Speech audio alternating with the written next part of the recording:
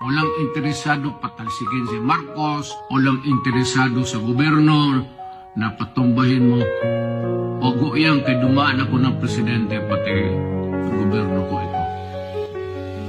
So, para just to erase doubts. But, we will ask that we will be heard from time to time so that government would know what the sentiments of the people are and whether the sentiments or not totoo man o hindi.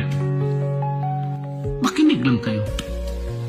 Total kung mali, hindi sabihin ninyo kapag mali, wala naman kami magawa. Sabihin niyo tama, wala rin kami magawa.